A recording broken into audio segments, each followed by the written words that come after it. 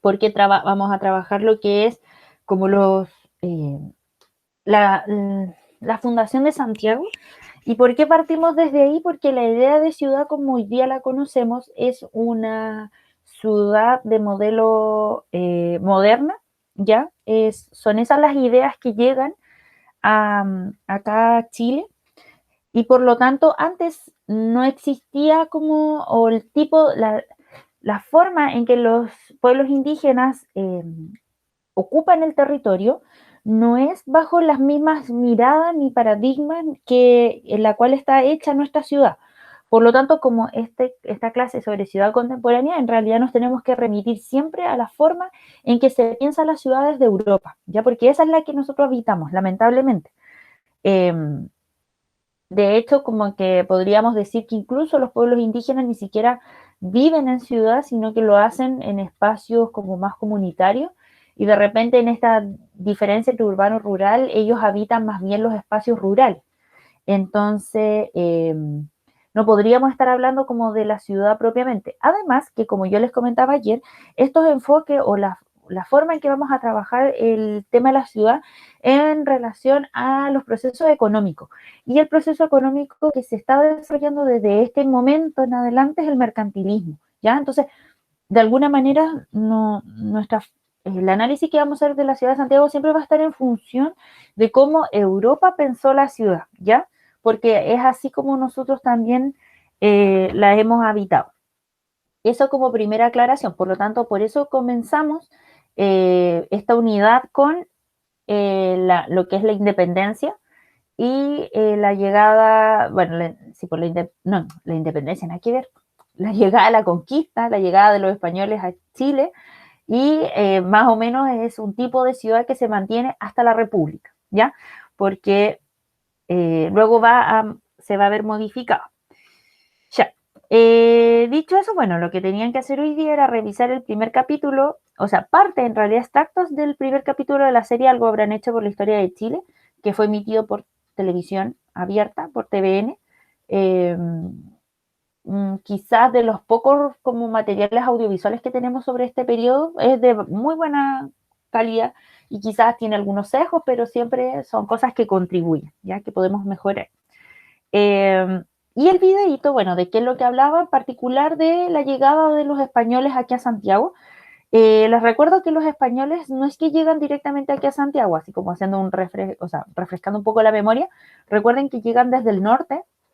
Llega Pedro de Valdivia en 1540, si no me equivoco, junto con un ejército de españoles y yanaconas. Recuerda que los yanaconas eran indígenas que prestaban servicio a los españoles, ¿ya? Por lo tanto, eran ellos quienes conocían el territorio, quienes además se ponían en contacto con otros pueblos indígenas y permitían de esa forma que los españoles pudiesen concretar como de la mejor manera su proyecto de conquista, ¿ya?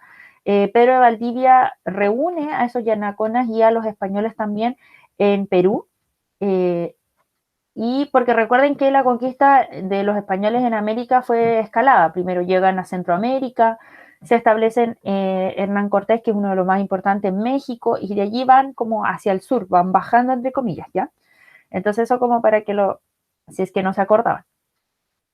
¿Qué otra cosa importante? Ah, bueno, y la primera ciudad, si no me equivoco, en ser fundada no es Santiago, sino que es La Serena, ya es una de las más antiguas, de hecho. Pero Santiago es la más importante porque es allí donde se establece como capital de alguna manera, como de la conquista, y más adelante va a seguir siendo como el lugar de, eh, va a seguir siendo como el lugar como que centraliza en el fondo toda la gestión de lo que es el país, ¿ya? Eso es súper importante. Eh, y bueno, el video habla de cómo en el fondo se dividieron las tierras, cómo se llevó adelante como el proceso de repartición, de acuerdo como a quienes componían la empresa de conquista de Pedro Valdivia. También cuenta un poquito como de historia, qué es lo que pasa con la ciudad, a ver si de ahí lo comentamos. Y luego, cómo Pedro Valdivia proyecta la imagen de Chile hacia el extranjero, y de extranjero hablemoslo como hacia el Imperio Español, ¿ya? En torno a las preguntas, ¿el rey a quiénes le entrega tierras en concesión? ¿Quién pudo responder esa pregunta? A ver si activan su micrófono o bien me escriben por el chat. Me dicen así como yo y me escriben o me comentan. Ojalá sea por audio para no estar hablando sola. Ah, ya, la Sofía iba a responder. ¿Qué pusiste, Sofía?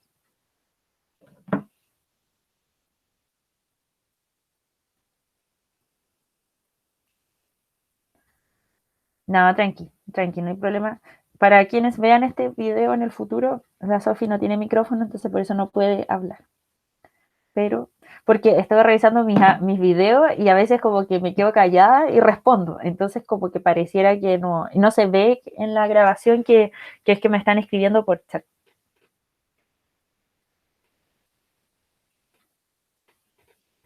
Ya, la Sofi puso que era como a los vecinos gobernadores. No sé si estará bien y puso una carita triste porque supongo que está insegura con su respuesta. ¿Alguien puso otra cosa o que complemente lo que puso la Sofi? Yo puse que era quienes estaban dispuestos en invertir. Ya. Eran ¿En invertir en qué? estaban como dispuestos a invertir en la conquista y todo, que eran la gente privada que había en esa época. Claro, ¿ya? ¿Alguien más puso otra cosa que quizás complemente lo que dice la Sofi y la Javi?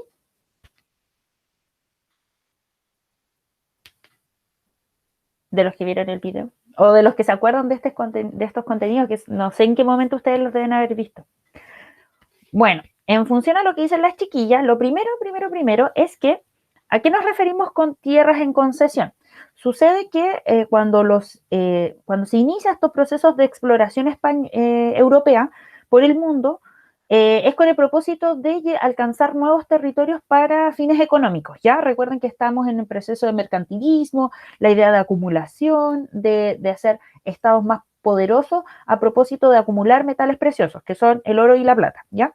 Llegan a América, se encuentra con un continente extremadamente rico y el primero que no es que se encuentre, sí, se encuentra de alguna manera, es que encontrarse suena como cuando yo me encuentro una moneda en la calle.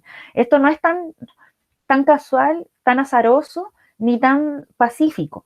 Pero cuando llegan los españoles, llega Cristóbal Colón a América, se encuentra con un continente muy rico en muchas cosas y lo que se empieza a dar es que los reyes establecen un contrato con estas empresas privadas, como bien dice la Javi, de conquista, ¿ya? Y son empresas privadas porque son grupos de españoles que buscan financiamiento, pero en el fondo la expedición la llevan adelante ellos, ¿ya? Y todo lo que se requiere para poder encontrar riquezas lo llevan adelante ellos. Por lo tanto, si fracasa esta empresa, en el fondo la corona no se vería afectada.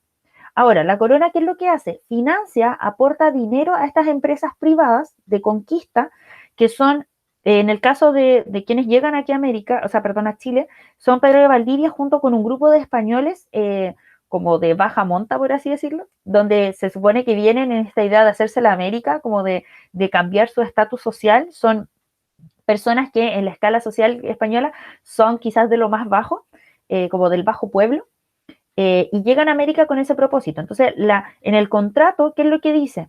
El rey le presta plata a la empresa para que pueda desarrollar, para que pueda comprar todo lo que requiere la expedición, con el compromiso que los españoles que llegan a los conquistadores en el fondo, o los exploradores, le puedan pasar parte como de lo que recaudan al rey, puedan hacer uso efectivo de la tierra, es decir, de decir como este territorio al cual yo llegué pertenece al imperio español, y por lo tanto es propiedad del rey, como de ejercer soberanía y principalmente eso, y de generar el contacto comercial, que es lo que más le interesa a la corona, ¿ya? Y además de difundir el catolicismo y todo como los elementos de los españoles. Entonces en ese contrato, además, ¿cómo se llaman eso? Las capitulaciones, si no me equivoco. En las capitulaciones donde se establecen estos eh, como acuerdos entre el rey y los conquistadores.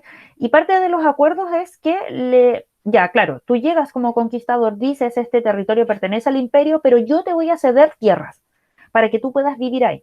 Y en el fondo lo que voy a hacer, y además te voy a dar títulos, porque tú ya vas a dejar de ser un pobre diablo y vas a ser alguien importante, un conquistador. Y como bien dice la Sofi, un vecino que además va a tener puestos importantes. Vas a ser gobernador o vas a tener algún puesto dentro de la burocracia como del imperio. Entonces, a esos acuerdos llegan y las tierras que da entonces, que cede la corona, es que igual es medio como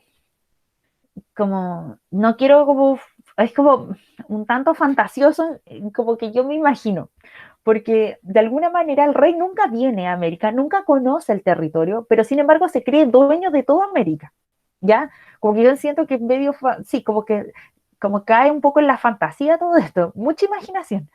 Entonces como que el rey nunca llega acá, nunca conoce el territorio, pero sin embargo se cree dueño de América y además de esa primera fantasía, le regala ese territorio imaginado a los españoles. Una cosa muy extraña y de mucha confianza, por cierto, también.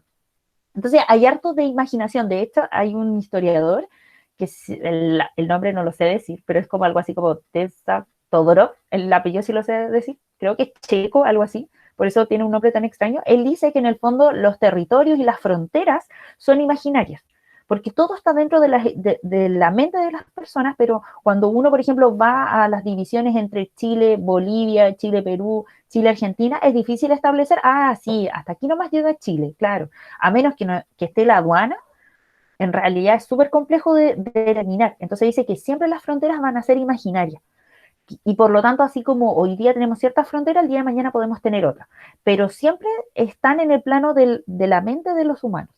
¿Ya? Entonces, porque probablemente un perro que cruce probablemente la frontera, poca conciencia va a tener de dónde está. Entonces, en este plano de la imaginación de los reyes y los conquistadores, lo que hacen los reyes es decirles, bueno, yo te voy a dar un pedazo de esa tierra. ¿Y cómo lo hacen? Recuerden que establecen la plaza mayor y empiezan a dividir en esta idea de plano de Amero u octogonal, a dividir tierras. Y en el video aparece como donde está actualmente el correo, que era la casa, la propiedad de Pedro Valdivia. Porque como también bien dice la Sofi, esto es para quienes son vecinos, por ejemplo, en el caso de Pedro Valdivia, como con estatus, y que se va cediendo territorio en la medida de la importancia y de la participación que tuvieron en la conquista. ¿Ya? Por lo tanto, en respuesta a esta primera pregunta, el rey otorga estas tierras, y esto es súper importante, a quienes participan de la conquista y que además, y lo hace de manera jerárquica, es decir, establece aquí la plaza y desde la plaza hacia el exterior, hacia los márgenes, va cediendo tierras. Por lo tanto, aquellos que están que tienen estos pedacitos de tierra son menos importantes que los que están alrededor de la plaza. ¿Ya? Estos son los solares, los famosos solares. Entonces, si se fijan, la construcción de la ciudad de Santiago está hecha en función de la política y del plano militar, porque la participación que tú tuviste en la conquista está directamente relacionada con también tu participación en el ámbito militar. Y además es una construcción de una ciudad blanca, porque a los yanaconas no se les cede territorio, ¿ya? Esta división de la ciudad no está hecha para los indígenas, que colaboraron con la conquista, está hecha solamente para los españoles. Por lo tanto, la fundación de Santiago es los primeros planos de Santiago, y de hecho quizás hasta el día de hoy se sigue manteniendo, es para hombres dedicados a temas políticos, militares, con fines económicos y de alguna manera como de raza blanca, ¿ya? Porque esos son los conceptos que se aplican en esta época. Y la única mujer, recuerden, que está en este proceso es Inés de Suárez, ¿ya? A quien sí se le da un pedacito de tierra, y si no me equivoco, está como por acá.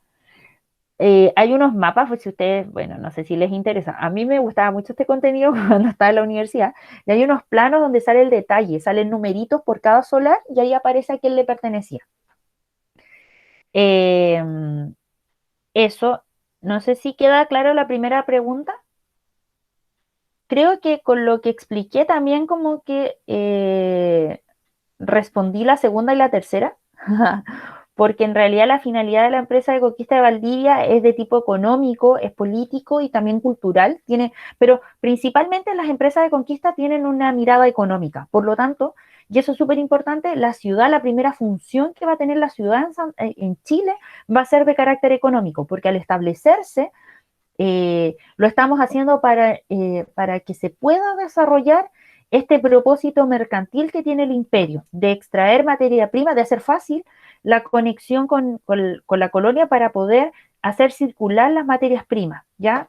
Recuerden, el oro y la plata. Chile no era muy rico en oro, ¿ya? Pero, de hecho, ay, bueno, y ahí salía como que Pedro de Valdivia había sido el primero en encalillarse, porque la corona le presta dinero a Pedro de Valdivia para que pueda llevar adelante su proceso de conquista.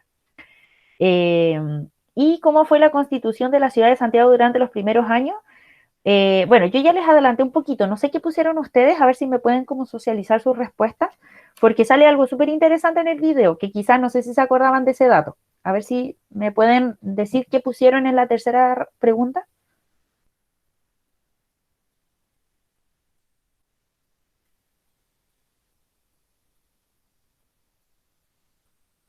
Cualquiera, si no se peleen.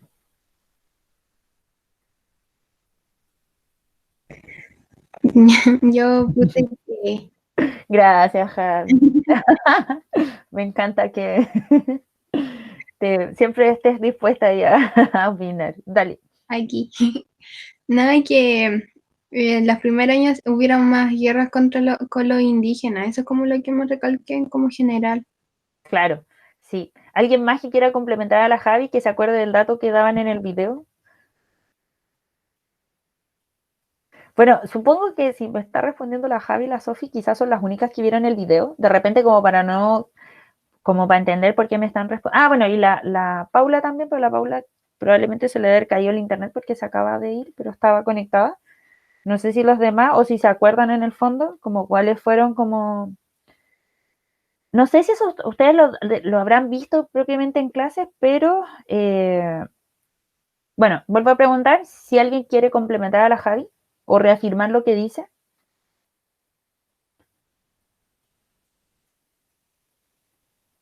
Sofi, no sé qué pusiste tú, por ejemplo. Ya, la Sofi dice que también puso algo parecido. Sí, no sé si se acuerdan del dato. Bueno, en el video salía que la resistencia, dice, pero como que agregué que era pequeño Santiago o Pedro de Valdivia. Ah, claro, sí, un sector de 8 cuadras, muy bien. Sí, fue chiquitita la ciudad de Santiago. Eh, Como yo les partí diciendo, esta es una idea de ciudad implementada por los españoles a propósito de todas estas ideas que vienen de la Edad Moderna, ¿ya? Por lo tanto, no es algo que los indígenas que habitaban Chile tuviesen como propósito seguir, ¿ya? De hecho, es una imposición el tema de que la ciudad de Santiago se constituyera de esta forma. Eh, yo les recuerdo algo muy importante que quizá, que de hecho se vino a saber hace muy poco, es que Santiago viene desde antes siendo como foco como foco político, porque los incas, el imperio inca, llegó hasta Santiago. Y de hecho, no sé si ustedes sabían esto, que hace muy poco, en la remodelación que se hizo, si no me equivoco, del Museo Histórico Nacional, se descubrieron como ruinas que venían de la época de los incas, ¿ya? Por lo tanto, se reafirmó esta teoría que había, que no estaba totalmente comprobada, de que los incas logran llegar hasta Santiago, por lo menos en la dominación. ¿Y eso qué quiere decir? Que por lo tanto, por ejemplo, los pueblos aymaras, atacameños, diaguitas, ya se encontraban dominados desde antes que llegaran los españoles. Por lo tanto, muchos de esos indígenas apoyan a los españoles con el propósito de escapar del dominio incaico. ¿Ya? Eso es como un dato que no sé si es relevante mencionarlo ahora, pero siempre está bueno saber esas cosas. Entonces, por eso también es que se llega a Santiago, porque los españoles lo que suelen hacer es ocupar los mismos lugares que el imperio incaico ya hacía, que ya ocupaba. Sin embargo, aquí en Chile nos encontrábamos con este gran pueblo mapuche que había resistido durante casi 300 años a la conquista del imperio español y al cual habían llegado a un acuerdo en el que el imperio español reconoce la autonomía al pueblo mapuche y se encuentran ahora con los españoles a los cuales les empiezan a con los cuales empiezan a resistir. Y el video habla de Michimalonco como el último mapuche que en el fondo resiste a la llegada de los españoles. ¿Y de qué manera lo hace? Incendiando la ciudad. ¿Ya? Esto es súper importante porque esto sucede cuando Pedro de Valdivia está explorando el sur de Chile. ¿Y quién se queda en Santiago a resistir? Es Inés de Suárez, ¿ya? Se queda a resistir y como que la ciudad de Santiago, no me recuerdo bien, creo que es en febrero de 1541, eso sí lo recuerdo, se funda y por lo tanto se instalan como carpas de alguna forma y a ocupar ciertos lugares por parte de los españoles. El 11 de septiembre de 1541 hay un ataque mapuche súper importante donde se incendia prácticamente toda la ciudad y los españoles pierden sus casas, pierden sus comidas, su ropa, quedan como en la pobreza absoluta. Y la que es capaz de resistir a esto y de reconstruir Santiago es Inés de Suárez, ¿ya? Eso es súper importante. A ver, aprovechando que tenemos aquí el internet y en este plano de las recomendaciones hay una obra de teatro que fue lo último que hice antes de entrar en cuarentena, de hecho, que se llama Suárez. A ver si obra de teatro. Esta obra la pueden ver ustedes, si es que tienen ganas, hay una página que se llama, no me acuerdo, acá. Miren, esta obra de teatro la dieron en el GAM, es súper reconocida, viene de un libro que lo pueden encontrar en internet de este guión, y habla, en el fondo, es real lo que cuenta esta obra, que es sobre que Inés de Suárez tuvo en realidad un rol mucho más preponderante en la conquista, en la conquista de Santiago, en la construcción de la ciudad, y es una obra y cómo se dan cuenta en el fondo de que Inés de Suárez es como muy predominante en la conquista de Santiago, a propósito de una de las pinturas más reconocidas sobre la fundación de Santiago. Miren, si ponemos fundación de Santiago, podemos dar cuenta, imagínense, el 12 de febrero, claro. Acá, esta es la imagen más conocida sobre la fundación de Santiago. No sé si se la logran ver bien. A ver. Sí, ya. Ya, con esto, todo esto tiene una finalidad. No es que esté hablando por hablar. Y aquí está mucho más claro. Esta es la típica foto, perdón, y cuadro sobre la fundación de Santiago. Este cuadro, si no me equivoco, está al subir la escalera del Museo Histórico Nacional. El Museo Histórico Nacional es el que está en la Plaza de Armas, ya uno de los más importantes. Ese edificio antes pertenecía a la Real Audiencia, ¿ya? Por lo tanto, es un lugar muy, muy importante. Este cuadro muestra a Pedro de Valdivia y este es, no me acuerdo cómo se llama, Rodrigo de Villagra, ¿será? Bueno, otro conquistador español, pero muestra en el fondo cómo Pedro de Valdivia señala desde el Cerro Santa Lucía, en ese entonces Cerro Huelen, donde se va a fundar Santiago. Se muestran aquí a los indígenas como expectantes en esta idea de que el indígena es inferior, en esta idea de civilización barbarie, que va a ser una idea que yo que lo voy a profundizar más adelante, pero en esta idea de civilización barbarie, los civilizados están representados por los españoles y la barbarie son los indígenas, por eso está en un plano como está más abajo en la distribución del cuadro, se muestra aquí el río Mapocho, el Valle de Santiago, por lo tanto se justifica el que llegan los españoles con propósitos económicos, pero aquí se muestra a alguien que está de blanco. No sé si ustedes conocen esta, este descubrimiento en el fondo que hubo que esta persona de blanco se piensa que es un monje. Sin embargo, cuando restauraron esta pintura se dieron cuenta que esta pintura, esto blanco, se hizo con posterioridad a la fecha inicial en que se hizo el cuadro. A ver si encuentro Suárez. Si encuentro el cuadro original. Este es el cuadro original, o es la restauración del cuadro original. Si no me equivoco, abriendo una nueva pestaña. Acá está. Este es el cuadro original que luego se retoca para quedar así. ¿Por qué? Porque esta persona, y de hecho no estoy tan segura si este es el original. Acá creo que están los códigos. Acá están. A ver. Acá. En el fondo, esa persona de blanco es Inés de Suárez, ¿ya? Que con el tiempo fue modificado el cuadro porque... ay, no, como que me llevó una página. Ay, sí, como esas que tienen virus. Sí, es esta. Esta es la, acá está.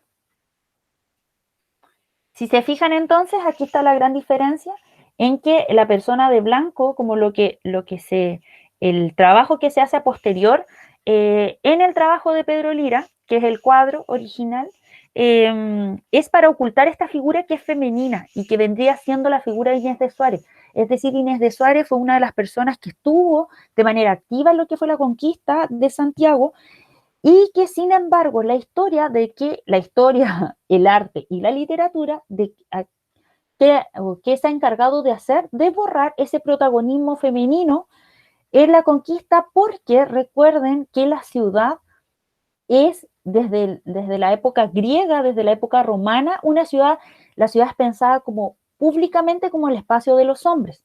Por lo tanto, es contradictorio pensar y tampoco quizás saben hacer una ciudad que acoja este otro lado femenino y este otro lado como del protagonismo de la mujer.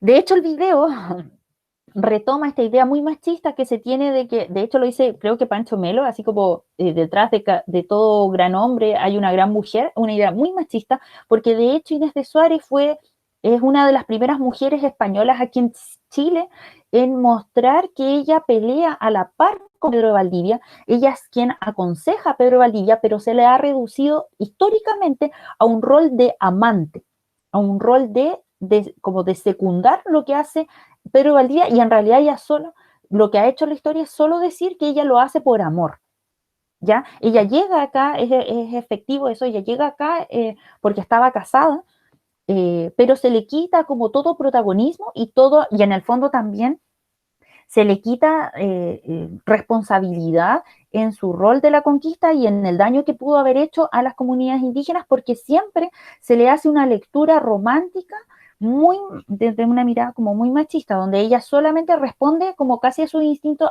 casi a sus sentimientos. Ella solo está acá por amor, ella engaña a su marido por amor y ella se desvive por amor a Pedro de Valdivia. ¿Ya? Eso es siempre la visión que hay. Yo les recomiendo esta obra de teatro, está en internet, ustedes la pueden ver en una página, espérenme, online, acá está. En esta página, acá está, a ver, en Escenix, ustedes se meten acá en esta página, hay obras de teatro online y son gratis, ¿ya? Y hay muchas buenas. Aquí pueden ver, entonces ahí les recomiendo esta página para que la puedan revisar. Y yo, bueno, la obra de Suárez la vi como les decía, en el teatro, pero igual me metí a la página para ver la calidad y en verdad está súper buena, ¿ya? Así que se las mega recomiendo, solo se tienen que registrar y disfrutar de lo que propone el cine, o sea, el teatro chileno sobre esto, y que hace de verdad ver de manera diferente cómo se lleva a cabo la historia y también cómo la historia es manipuladora sobre ciertos relatos. ¿Por qué quise hablar de esto? Porque, sin embargo, a pesar de que nosotros tenemos en consideración este aspecto de que hay una mujer muy involucrada en lo que es los primeros años de la conquista y que, en el fondo, luego de que Michimalonco destruye Santiago, la reconstrucción solo es a propósito de Inés de Suárez. Y lo que hoy día conocemos como el centro de Santiago es a propósito de la resistencia que logró hacer Inés de Suárez. No sé si pudieron ver en el video, bueno, es ella quien decapita a muchos indígenas eh, con el propósito de demostrarles a los indígenas que es ella una mujer poderosa y de posicionarse, tomar ciertas características masculinas, evidentemente, con el propósito de generar respeto, ¿ya? Y sin embargo se le ha borrado, e insisto, se le ha visto como un personaje dentro de la conquista y la fundación de Santiago, se le ha visto como un personaje secundario y como todo el lado emocional, ¿ya? Sin embargo, la ciudad de Santiago no logra dar acogida a esa otra visión y y nuevamente, siguiendo toda esta tradición europea, occidental, moderna, se plantee una ciudad profundamente masculina, profundamente blanca, eh, y donde se pueda llevar adelante el ejercicio político económico, ¿ya? Eh, Eso. Y otra cosa, bueno, repetir que la idea de este plano octagonal es como, yo les decía, retomar toda esta tradición también como quizás como de nuestras raíces más antiguas, de Grecia y Roma, en el fondo donde toda la racionalidad matemática la podamos como establecer en un plano, con el propósito también de controlar. Esto no solo es como de diseñar una ciudad ordenada y bonita, sino que el orden está asociado a manejar, a controlar, ¿ya? Estas ciudades además son muy prácticas para lo que después se viene con esto del control, de llevar adelante policías internos que puedan mantener bajo control, valga la redundancia, la ciudad.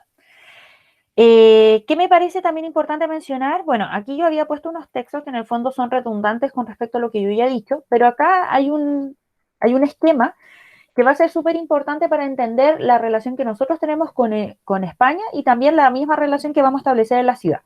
Y es un modelo de sistema mundo de Wallenstein, ¿ya? Wallenstein es un filósofo, si no me equivoco, alemán, creo. Uy, olvidé de dónde era Wallenstein. Bueno, el tema es que él propone que la relación en el mundo se da centro-periferia, ¿ya? Donde hay un centro, y esto está todo asociado también hasta mentalidades modernas, racionales. Hay un centro que es el foco de todos los conocimientos, de todo el desarrollo económico, de todo, sí, es como el corazón de un sistema que va a irradiar hacia, hacia como los extremos, ¿ya? Eh, ¿Y esto de qué manera se relaciona en términos mundiales? Se dice que en el centro está Europa como foco cultural, económico, político, social, y en la periferia se encuentran aquellas colonias que se van a relacionar de esa manera con el centro. Le van a otorgar todo al centro, todo va a estar en función del centro, todos vamos a mirar lo que hace el centro y el centro nos va a proyectar lo que por sí mismo logra hacer. Ya va a ser como el corazón logra bombardear sangre, nosotros vamos a ser la periferia, nosotros vamos a ser la piel de este cuerpo. Vamos a ser la periferia misma, a lo cual nos va a llegar esa sangre que está bombardeada por el centro. Pero todo va a circular en torno al centro. Por lo tanto, es el centro el que debemos cuidar, porque si el centro se ve afectado, nosotros como periferia también lo vamos a hacer. Y existe algo también llamado semiperiferia, que en un sistema mundo sería, el centro serían las economías desarrolladas, en la periferia las semidesarrolladas o en vías de desarrollo y en la periferia las de subdesarrollo. Por lo tanto, las de subdesarrollo siempre tienen que pasar por este tránsito para llegar en algún momento de sus vidas a ser como el centro. El propósito siempre es ser como este centro poderoso, vibrante, este centro que nos logra como generar el desarrollo. Recuerden, es como el corazón. Si el corazón deja de bombardear sangre, deja de transmitirnos esta energía, dejamos de existir. O incluso es también visto cómo se compone la Tierra. En el fondo existe un núcleo que nos constituye a todos como mundo, ¿ya? Esto se lleva al plano de la ciencia social y de las relaciones económicas, políticas y sociales. Esto llevémoslo a algo muy concreto. Santiago. Nosotros vamos a tener acá el centro, ¿ya? Esto va a ser nuestro corazón, la plaza de armas y todo lo que aquí está circundando. El semi, o hablemos quizás directamente de la periferia. ¿Cuál va a ser la periferia? De, como el límite lo va a poner el río Mapocho, y acá se va a encontrar la periferia que va a ser la Chimba. Y la relación que va a haber entre centro-periferia va a ser la misma que propone Wallenstein, ¿ya? Donde es el centro quien va a proyectar todas las normas, va a proyectar todas las formas en que se hace la economía, todas las formas en cuales nos relacionamos políticamente y todas las normas, incluso morales y éticas, que van a regir en la ciudad. ¿Por qué? Porque es la periferia quien tiene que en algún minuto llegar a ser como el centro, ¿ya? Y por lo tanto, además, la periferia va a ser la que va a trabajar para que el centro subsista. el punto medio, que esta semiperiferia, va a ser en el fondo las clases medias que van a estar situadas acá. Entonces, Santiago, como va a estar en función a esta teoría, se va a estructurar de esa manera. En el centro van a estar las personas más importantes políticamente, socialmente. Aquí es donde se van a establecer, se va a implementar la justicia, donde se van a desarrollar los decretos, donde va a estar la iglesia. Alrededor se van a ir dando, o se van a ir situando los vecinos cada vez con menor importancia. De repente algo así como la clase media va a estar en los márgenes de esto, ya de lo que hablábamos acá de una semiperiferia, que va a ser el tránsito. Y finalmente vamos a tener la periferia total, que es lo que vamos a ver la próxima clase, que va a estar dada por los sectores populares que van a estar en la periferia misma, van a estar a los márgenes de la ciudad, en los arrabales, ¿ya? Nosotros vamos a constituir, digo nosotros porque nosotros efectivamente estamos como en la periferia, vamos a constituir esta periferia que va a estar en función de este centro, porque todo, en el fondo, de acuerdo a la teoría de Wallenstein, todos queremos ser y queremos llegar a ser como el centro, pero para eso tenemos que pasar por un tránsito. Esto es todo ascendente, esto es todo para mejorar. Y de allí también que venga esta idea de la civilización y la barbarie. Aquí está la civilización, acá está la barbarie. La barbarie, para que llegue a ser civilización, tiene que transitar de esta periferia, pasar por esta semiperiferia hasta alcanzar el centro. Pero para eso se tiene que ajustar a lo que el centro diga. No sé si se logra entender esta idea, chiquilla. ¿O es muy confuso? ¿Qué es lo que... o sea, ¿se logra entender o no? Ya, la Javi entendió. ¿Alguien más? Ya, carita feliz me pone la Javi. Ya, la Dani dice que sí. La Sofi también. Y las demás chiquillas, si es que están, se entiende porque esta es eh, como la base en el cual nos vamos a relacionar. Entonces, como ya la Monse también dice que entiende. Entonces, la próxima clase, a lo que vamos a entrar de lleno es a entender cómo es la chimba, cómo se constituyó, quienes viven en la chimba, porque para cuando pasemos a la época de la República, lo que más se va a tratar de hacer es implementar este modelo centro-periferia, ¿ya? Se va a tratar con un plano urbanístico que asegure la relación centro-periferia, ¿ya? Eso es lo que van, y como les decía, Vicuña Maquena es como el gran responsable de eso, ¿ya? Entonces, bueno, insisto, la próxima clase tiene que ver con eso, con la chimba. Dice, aquí la Sofi dice, profe, tengo una pregunta. Es que si en ese tiempo aún predominaba la esclavitud hacia los africanos. Es que en el video, ya, supongo que ahí va a seguir escribiendo la Sofi.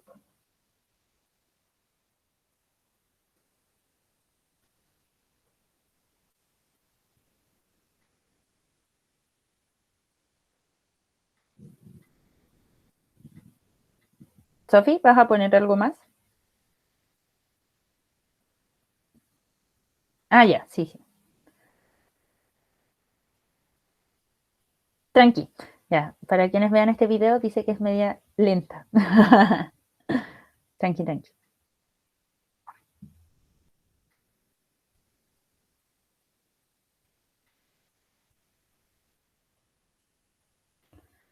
Bueno, mientras la Sofi escribe, yo les comento que mis vecinos ya pusieron música muy fuerte. No sé si se escucha.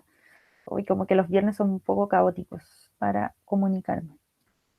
Eh,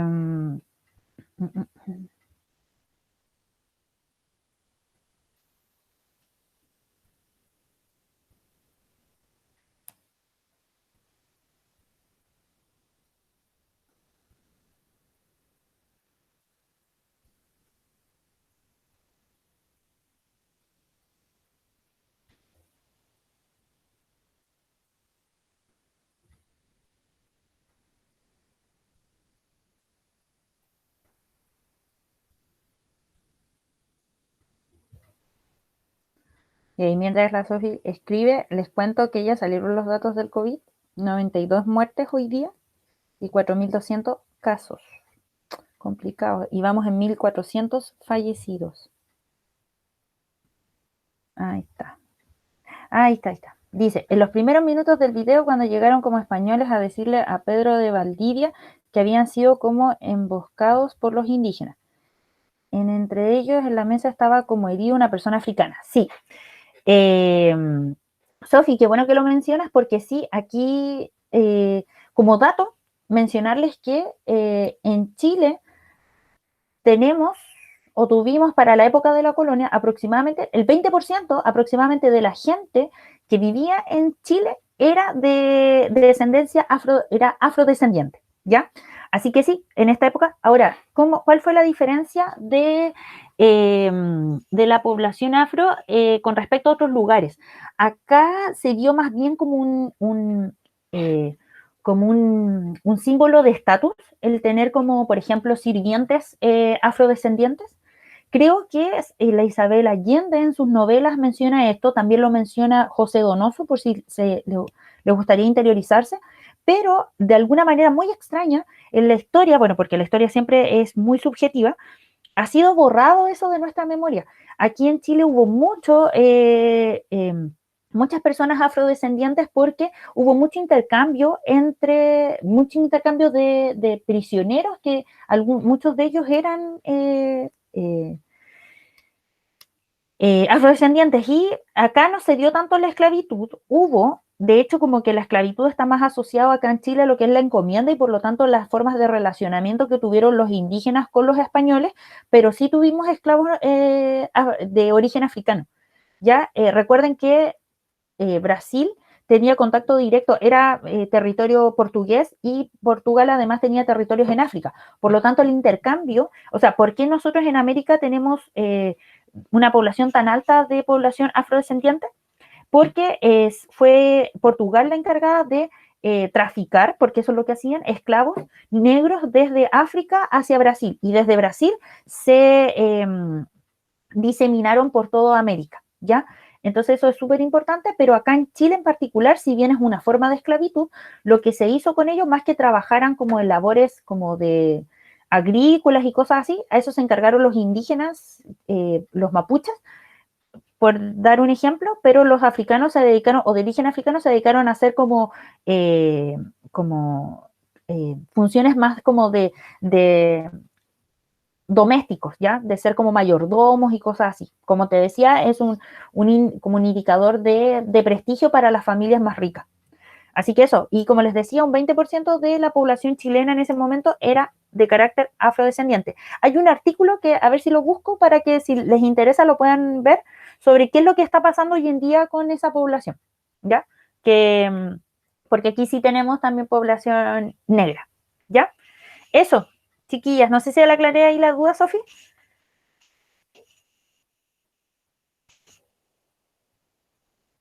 Ya, súper. Ya, chiquillas, un gustazo. Muchas gracias por conectarse. Que estés súper bien. Un abrazo a todos.